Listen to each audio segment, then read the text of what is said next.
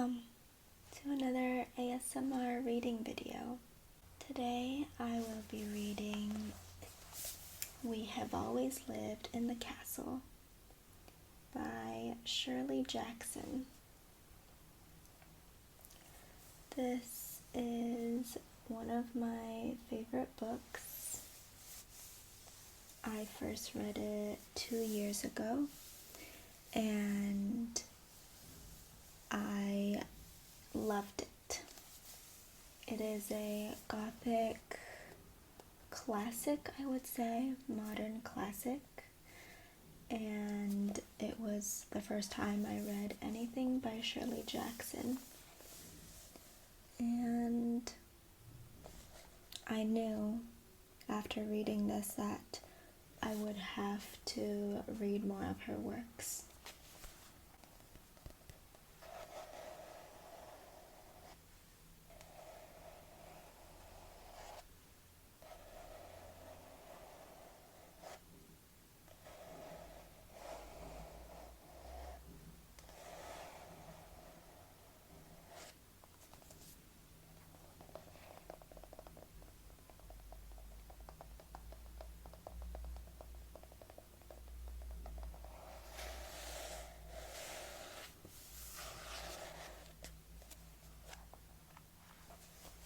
It has these beautiful, oh my god, it cannot focus. These beautiful, I forget what these are called. That's when the edges have this rustic texture.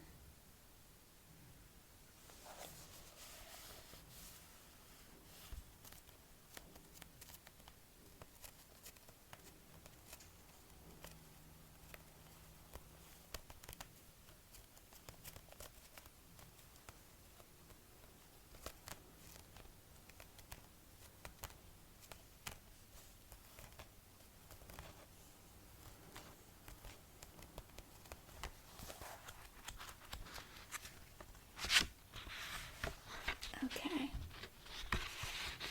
it has a little flap, so I'm just going to read you the synopsis if you didn't know what We Have Always Lived in the Castle is about. My name is Mary Catherine Blackwood. Oh, actually, sorry, I think I forgot that the synopsis is literally the first paragraph of the book. Yeah, it is, so. But here you get to see this gothic little illustration.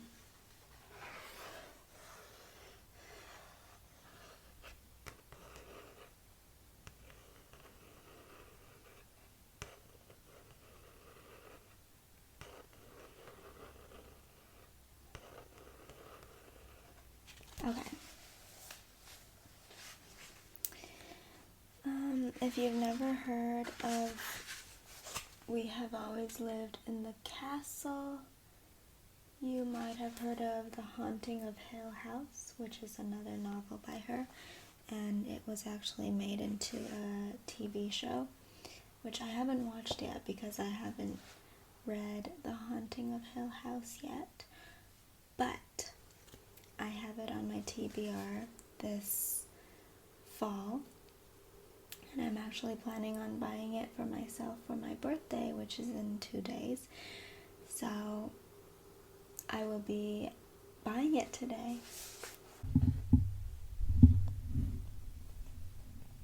Is this alright? My name is Mary Catherine Blackwood. I am 18 years old, and I live with my sister Constance.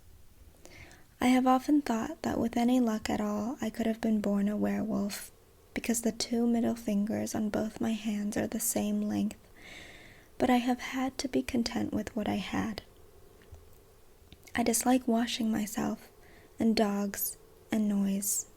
I like my sister Constance and Richard Plantagenet. Sorry, I don't know how to pronounce it. and Amanita phalloides, the death cup mushroom. Everyone else in my family is dead. The last time I glanced at the library books on the kitchen shelf, they were more than 5 months overdue, and I wondered whether I would have chosen differently if I had known that these were the last books, the ones which would stand forever on our kitchen shelf.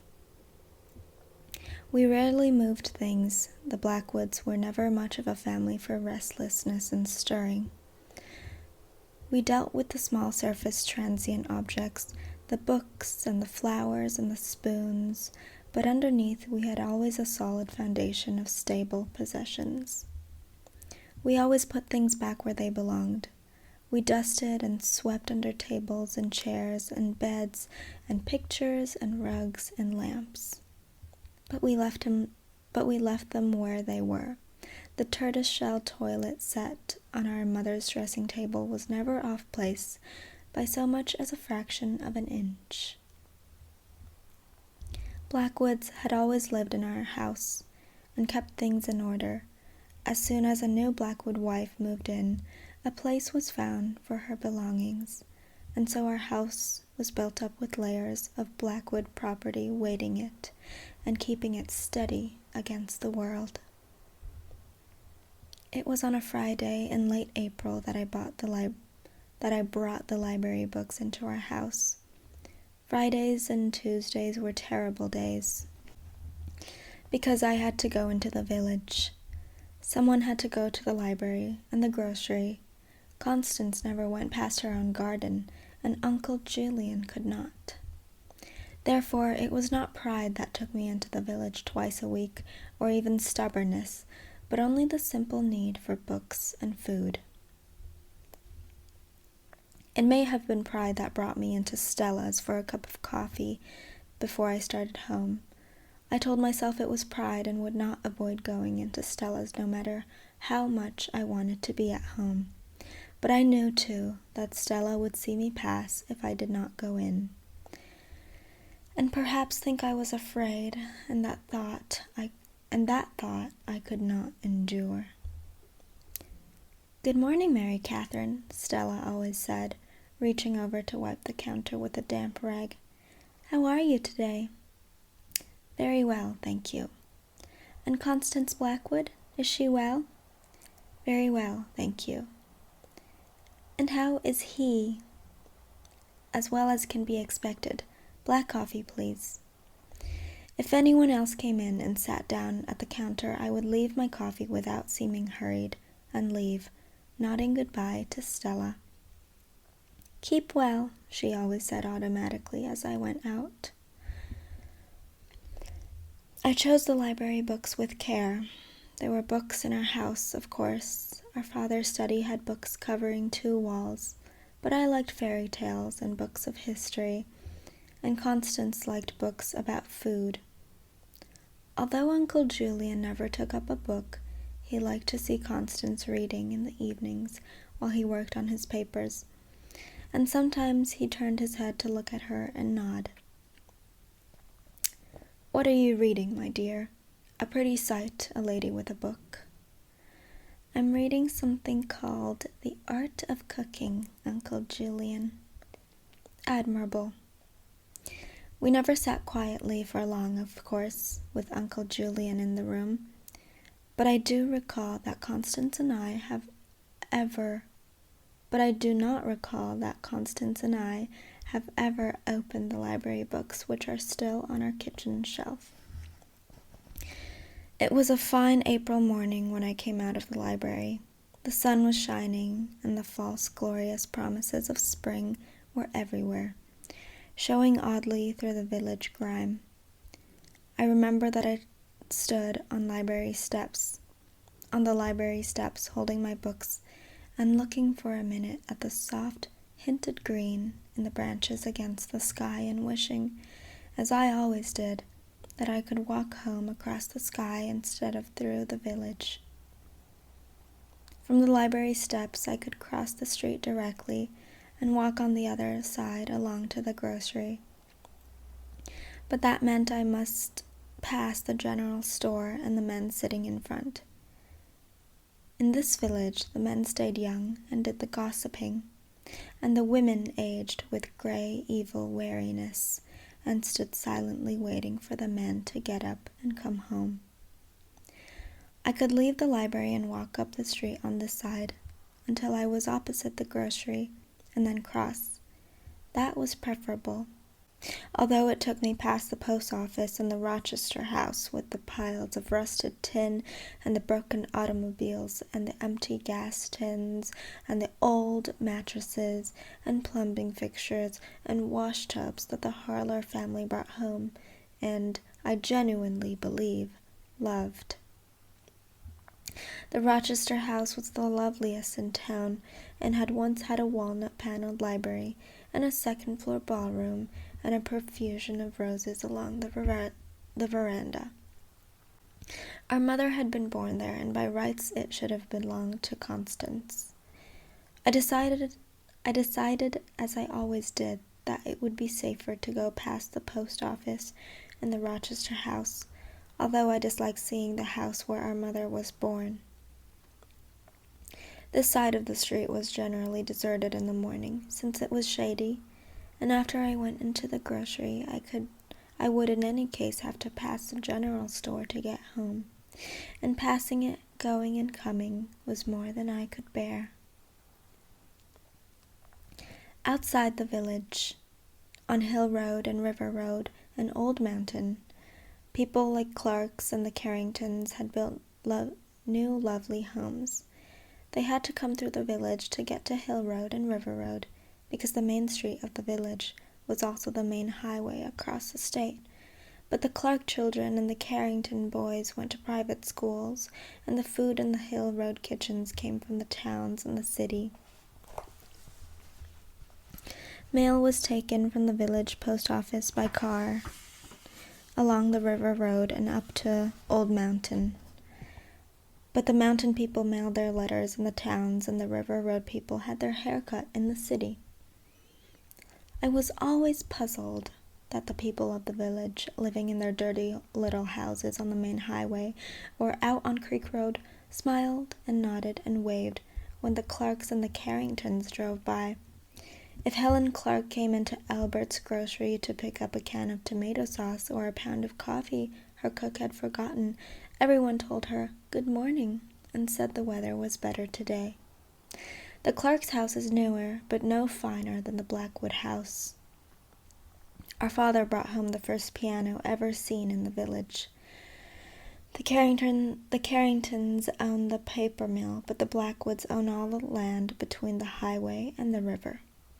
The shepherds of Old Mountain gave the village its town hall, which is white and peaked and set in a green lawn with a cannon in front. There was some talk once of putting in zoning laws in the village and tearing down the shacks on Creek Road and building up the whole village to match the town hall, but no one ever lifted a finger. Maybe they thought the Blackwoods might take to attending town meetings if they did. The villagers get their hunting and fishing licenses in the town hall, and once a year the Clarks and the Carringtons and the Shepherds attend the town meeting and solemnly vote to get the Harler junkyard off Main Street and take away the benches in front of the general store, and each year's villagers gleefully outvote them. Past the town hall, bearing to the left, is Blackwood Road, which is the way home. Blackwood Road goes in a great circle around the Blackwood land.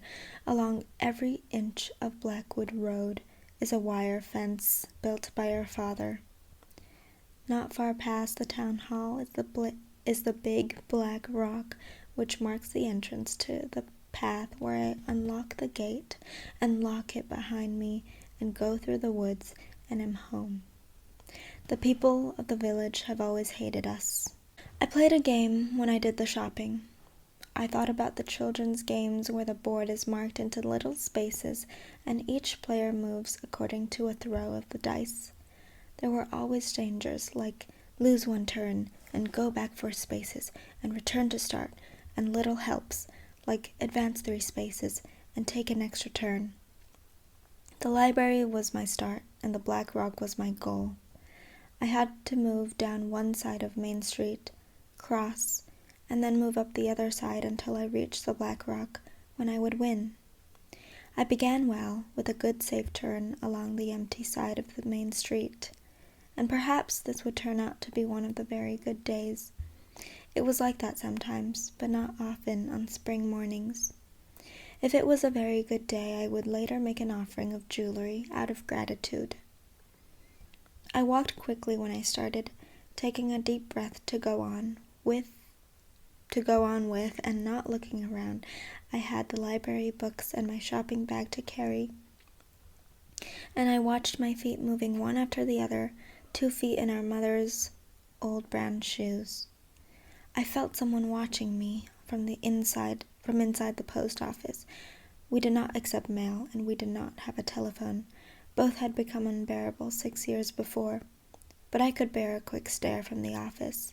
That was old Miss Dutton, who never did her staring out in the open like other folks, but only looked out between blinds or from behind curtains. I never looked at the Rochester house. I could not bear to think of our mother being born there.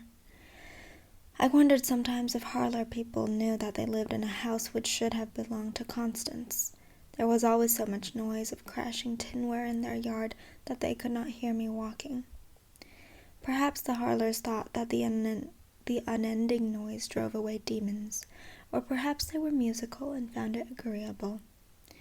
Perhaps the Harlows lived inside the way they did outside, sitting in the old bathtubs and eating their dinner off broken plates set on the skeleton of an old Ford car, rattling cans as they ate and talking in bellows. A spray of dirt always lay across the sidewalk where the Harlows lived. Crossing the street, lose one turn, came next, to get to the grocery directly opposite. I always hesitated, vulnerable and exposed on the side of the road while the traffic went by. Most Main Street traffic was going through, cars and trucks passing through the village because the highway did, so the drivers hardly glanced at me.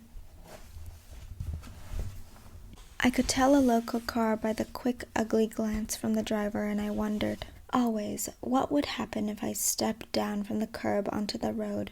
Would there be a quick, almost unintended swerve toward me? Just to scare me, perhaps, just to see me jump? And the laughter coming from all sides, from behind the blinds in the post office, from the men in front of the general store, from the women peering out of the grocery doorway, all of them watching and gloating to see Mary Catherine Blackwood scurrying out of the way of a car.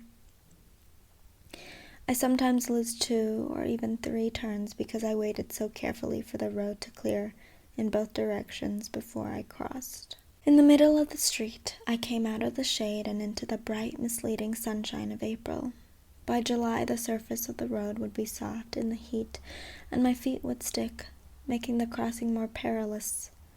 Mary Catherine Blackwood, her foot caught in the tar, cringing as a car bore down on her, go back all the way and start over. And the buildings would be uglier. All of the village was of a piece, a time, and a style.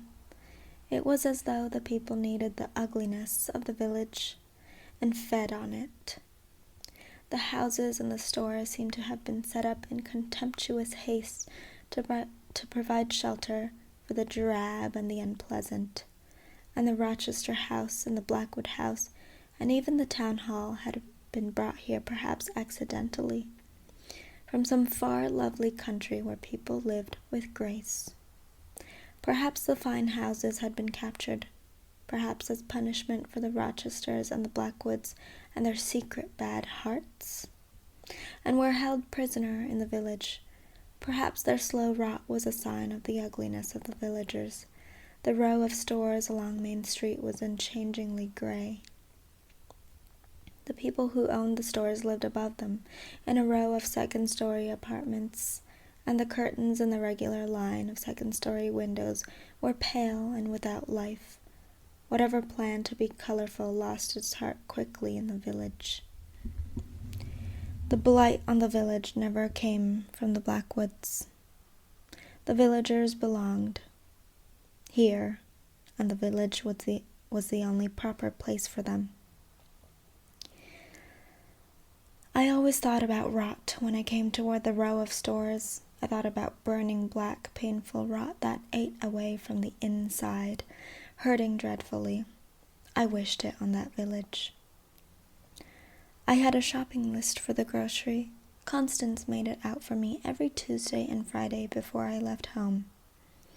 The people of the village disliked the fact that we always had plenty of money to pay for whatever we wanted. We had taken our money out of the bank, of course, as though it were great heaps of gold. Oh, and I knew they talked about the money hidden in our house, as though it were great heaps of golden coins, and Constance and Uncle Julian and I sat in the evenings, our library books forgotten, and played with it, running our hands through it, and counting and stacking and tumbling it, jeering and mocking behind locked doors. I imagined that there were plenty of rotting hearts in the village, coveting our heaps of golden coins, but they were cowards and they were afraid of Blackwoods. When I took my grocery list out of my shopping bag, I took out the purse too, so that Albert in the grocery store would know that I had brought money and he could not refuse to sell me.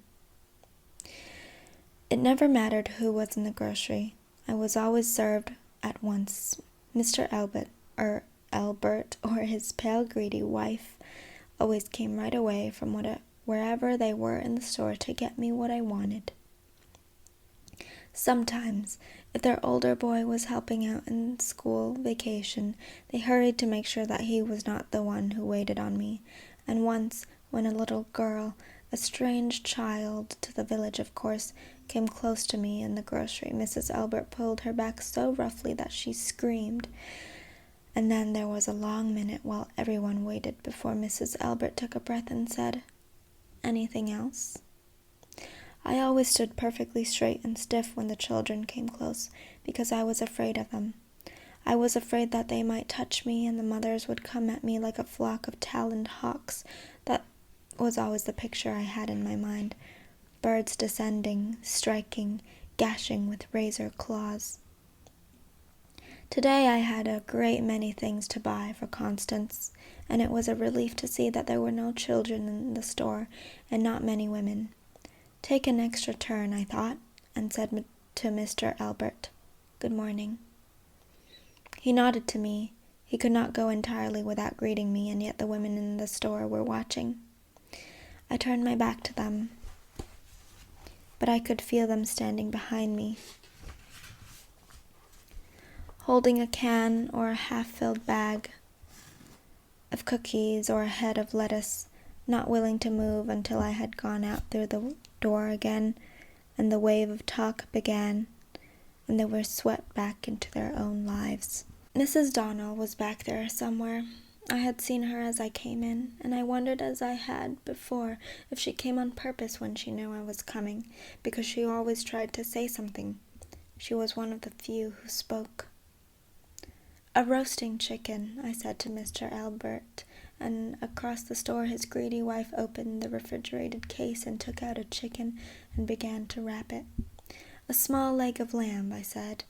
"My Uncle Julian always fancies a roasted lamb in the first spring days." I should not have said it, I knew. And a little gasp went around the store like a scream. I could make them run like rabbits, I thought, if I said to them what I really wanted to. But they would only gather again outside and watch for me there. "Onions," I said politely to Mr. Albert. "Coffee, bread, flour, walnuts," I said, "and sugar. We are very low on sugar." Somewhere behind me there was a little horrified laugh, and Mr. Albert glanced past me briefly, and then to the items he was arranging on the counter. In a minute Mrs. Albert would bring my chicken and my meat wrapped and set them down by the other things. I need not turn around until I was ready to go. 2 quarts of milk, I said, a half-pint cream, a pound of butter. The Harrises had stopped delivering dairy goods to us 6 years ago, and I brought milk and butter home from the grocery now. and a dozen eggs. Constance had forgotten to put eggs on the list, but there had only been 2 at home. A box of peanut brittle, I said. Uncle Julian would clatter and clench over his papers tonight and go to bed sticky. The Blackwoods always did set a fine table. That was Mrs. Donnell speaking clearly from somewhere behind me, and someone giggled and someone else said, "Shh." I never turned. It was enough to feel them all there in back of me without looking into their flat gray faces with the hating eyes. I wish you were all dead, I thought, and longed to say it out loud. Constance said, "Never let them see that you care," and, "If you pay any attention, they'll only get worse." And probably it was true, but I wish they were dead. I would have liked to come into the grocery some morning and see them all, even the Alberts and the children lying there crying with the pain and dying. I would then help myself to groceries, I thought, stepping over their bodies, taking whatever I fancied from the shelves, and go home, with perhaps a cake for Mrs. Donnell while she lay there. I was never sorry when I had thoughts like this. I only wish they would come true.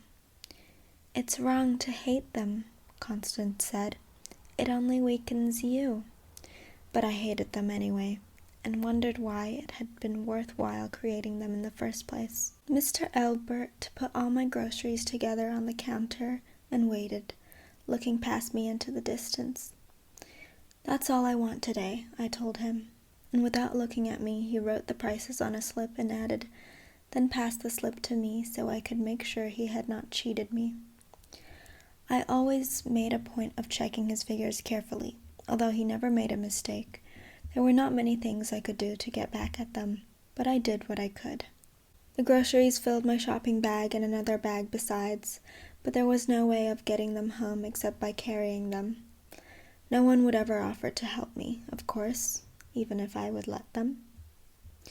Lose 2 turns. With my library books and my groceries going slowly, I had to walk down the sidewalk past the general store and into Stella's. I stopped in the doorway of the grocery, feeling around inside myself for some thought to make me safe. Behind me, the little stirrings and coughings began. They were getting ready to talk again, and across the width of the store the Alberts were probably rolling their eyes at each other in relief. I froze my face hard. Today I was going to think about taking our lunch out into the garden, and while I kept my eyes open just enough to see where I was walking, our mother's brown shoes going up and down, in my mind I was setting the table with a green cloth and bringing out yellow dishes and strawberries in a white bowl. Yellow dishes, I thought, feeling the eyes of the men looking at me as I went by, and Uncle Julian shall have a nice soft egg with toast broken into it, and I will remember to ask Constance to put a shawl across his shoulders because it is still very early spring.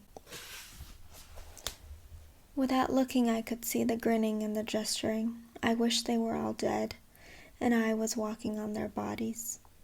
They rarely spoke directly to me, but only to each other. "That's one of the Blackwood girls," I heard one of them say in a high, mocking voice. "One of the Blackwood girls from Blackwood Farm." "Too bad about the Blackwoods," someone else said, just loud enough. "Too bad about those poor girls." "Nice farm out there," they said. "Nice land to farm. Man could get rich farming the Blackwood land. If he had 1,000,000 years and 3 heads and didn't care what grew, a man could get rich. Keep their land pretty well locked up, the Blackwoods do. Man could get rich.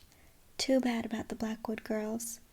Never can tell what'll grow on Blackwood land."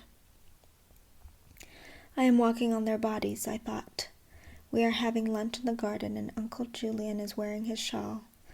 I always held my groceries carefully along here because one terrible morning I had dropped the shopping bag and the eggs broke and the milk spilled, and I gathered up what I could while they shouted, telling myself that whatever I did I would not run away, shoveling cans and boxes and spilled sugar wildly back into the shopping bag, telling myself not to run away. In front of Stella's house there was a crack in the sidewalk that looked like a finger pointing. The crack had always been there. Other landmarks, like the handprint Johnny Harris made in the concrete foundation of the town hall and the Mueller boys' initials on the library porch, had been put in times that I remembered. I was in the 3rd grade at the school when the town hall was built, but the crack in the sidewalk in front of Stella's had always been there, just as Stella had always been there. I remember roller skating across the crack and being careful not to step on it or it would break our mother's back, riding a bicycle past here with my hair flying behind. The villagers had not openly disliked us then, although our father said they were trash.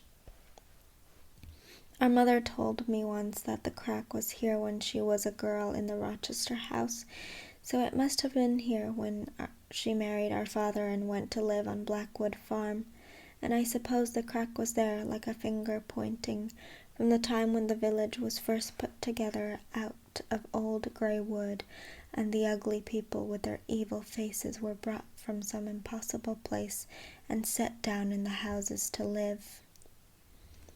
Stella bought the coffee urn and put in the marble counter with the insurance money when her husband died. But otherwise there had been no change in Stella's since I could remember. Constance and I had come in here to spend pennies after school, and every afternoon we picked up the newspaper to take home for our father to read in the evening. We no longer bought magazines, but Stella still sold them, along with magazines and penny candy and grey postcards of the town hall. "Good morning, Mary Catherine," Stella said when I sat down at the counter and put my groceries on the floor. I sometimes thought when I wished all the village people dead that I might spare Stella because she was the closest to kind that any of them could be, and the only one who managed to keep hold of any color at all. She was round and pink, and when she put on a bright print dress, it stayed looking bright for a little while before it merged into the dirty gray of the rest. My throat hurts.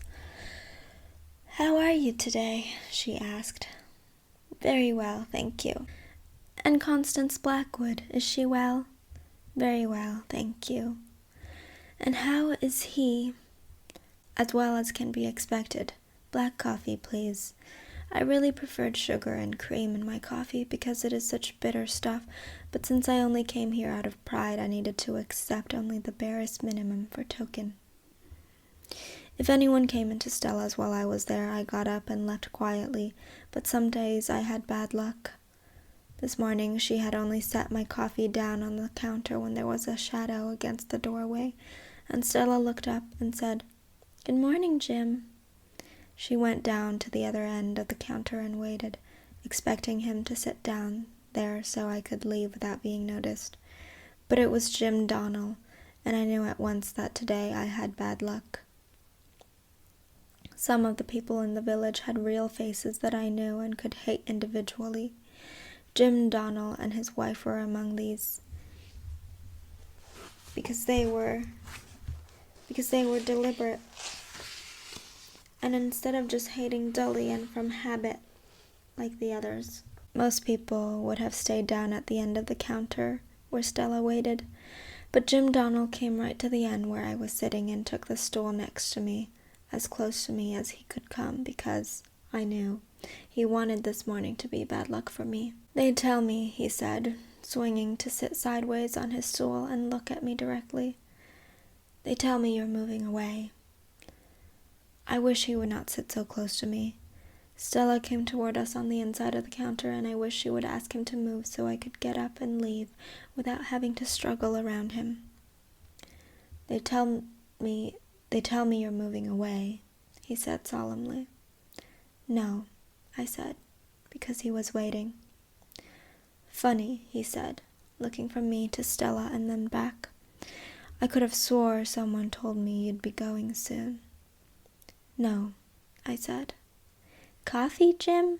Stella asked. Who do you think would have started a story like that, Stella?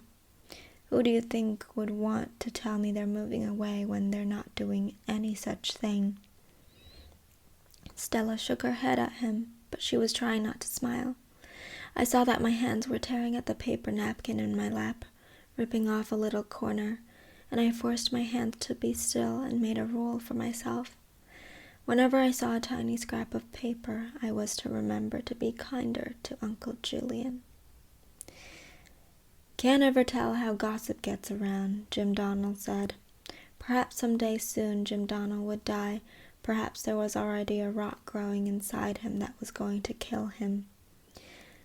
Did you ever hear anything like this, like the gossip in this town? He asked Stella. Leave her alone, Jim, Stella said.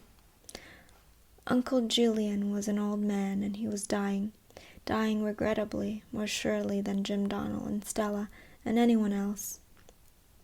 The poor old Uncle Julian was dying, and I made a firm rule to be kinder to him. We would have a picnic lunch on the lawn. Constance would bring his shawl and put it over his shoulders, and I would lie on the grass. I'm not bothering anybody, Stell. Am I bothering anybody?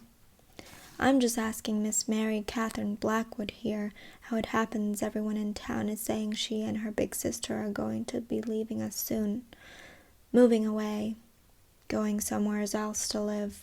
He stirred his coffee. From the corner of my eye, I could see the spoon going around and around and around, and I wanted to laugh. There was something so simple and silly about the spoon going around while Jim Donald talked. I wondered if he would stop talking if I reached out and took hold of the spoon. Very likely he would, I told myself wisely. Very likely he would throw the coffee in my face. Going somewhere else, he said sadly. Cut it out, Stella said. I would listen more carefully when Uncle Julian told his story. I was already bringing peanut brittle. That was good. Here I was all upset, Jim Donald said, thinking the town would be losing one of its fine old families. That would be really too bad. He swung the other way around on the stool because someone else was coming through the doorway. I was looking at my hands in my lap and of course would not turn around to see who was coming. But then Jim Donald said, Joe, and I knew it was Dunham, the carpenter. Joe, you ever hear anything like this? Here, all over town, they're saying the Blackwoods are moving away, and now Miss Mary Catherine Blackwood sits right here and speaks up and tells me they're not. There was a little silence.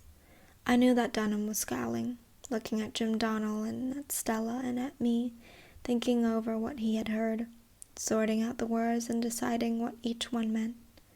That's so, he said at last.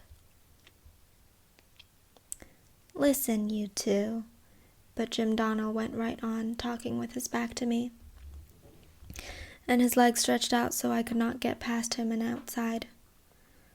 I was saying to people only this morning it's too bad when the old families go. Although you could rightly say a good number of the Blackwoods are gone already. He laughed and slapped the counter with his hand. Gone already, he said again. The spoon in his cup was still, but he was talking on. A village loses a lot of style when the fine old people go. Anyone would think, he said slowly, that they wasn't wanted.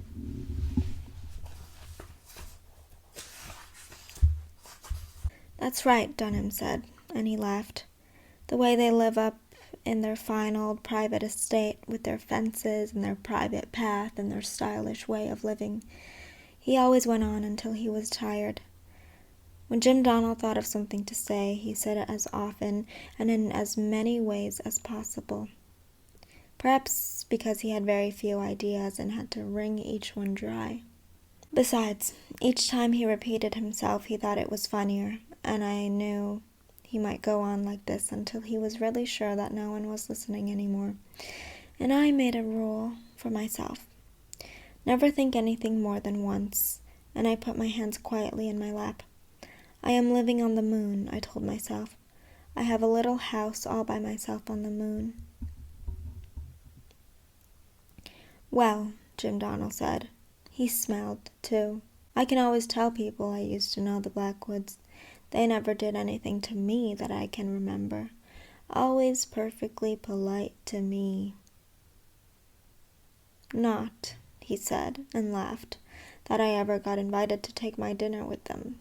Nothing like that. That's enough right there, Stella said, and her voice was sharp. You go pick on someone else, Jim Donnell. Was I picking on anyone? You think I wanted to be asked to dinner? You think I'm crazy? Me, Dunham said. I can always tell people I fixed their broken step once and never got paid for it. That was true. Constance had sent me out to tell him that we wouldn't pay carpenter's prices for a raw board nailed crookedly across the step, when what he was supposed to do was build it trim and new. When I went out and told him he wouldn't pay, he grinned at me and spat, and picked up his hammer and pried the board loose and threw it on the ground. Do it yourself, he said to me, and got into his truck and drove away. Never did get paid for it, he said now. That must have been an oversight, Joe. You just go right up and speak to Miss Constance Blackwood, and she'll see you get what's coming to you. Just if you get invited to dinner, Joe, you just be sure and say no thank you to Miss Blackwood. Dunham laughed. Not me, he said. I fixed their step for them and never did get paid for it. Funny, Jim Donnell said. Them getting the house fixed up and all, and planning to move away all the time. Mary Catherine, Stella said, coming down inside the counter to where I was sitting. You go along home. Just get up off that stool and go along home. There won't be any peace around here until you go. Now that's the truth, Jim Donnell said. Stella looked at him, and he moved his legs and let me pass. You just say the word, Miss Mary Catherine, and we'll all come out and help you pack. Just you say the word, Mary Cat. And you can tell your sister from me, Dunham started to say, but I hurried, and by the time I got outside all I could hear was the laughter, the two of them and Stella. I liked my house on the moon, and I put a fireplace in it and a garden outside. What would flourish growing on the moon? I must ask Constance. And I was going to have lunch outside in my garden on the moon. Things on the moon were very bright and odd colors. My little house would be blue. I watched my small brown feet go in and out and let the shopping bag swing a little by my side. I had been to Stella's, and now I needed only to pass the town hall, which would be empty except for the people who made out dog licenses and the people who counted traffic fines from the drivers who followed the highway into the village and on through, and the people who sent out notices about water and sewage and garbage and forbade other people to burn leaves or to fish. These would all be buried somewhere deep inside the town hall, working busily together. I had nothing to fear from them unless I fished out of season. I thought of catching scarlet fish in the rivers on the moon, and saw that the Harris boys were in their front yard, clamoring and quarreling with 6 other boys.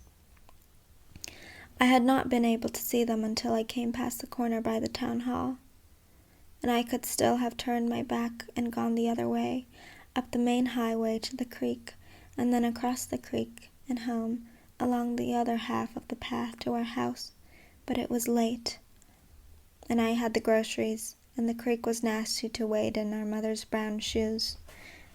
And I thought, I am living on the moon, and I walked quickly. They saw me at once, and I thought of them rotting away and curling in pain and crying out loud. I wanted them doubled up and crying on the ground in front of me. Mary Cat, they called. Mary Cat, Mary Cat, and moved all together to stand in a line by the fence.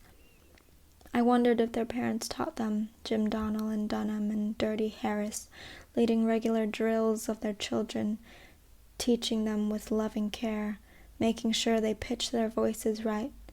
How else could so many children learn so thoroughly? "Merricat," said Connie, "would you like a cup of tea?"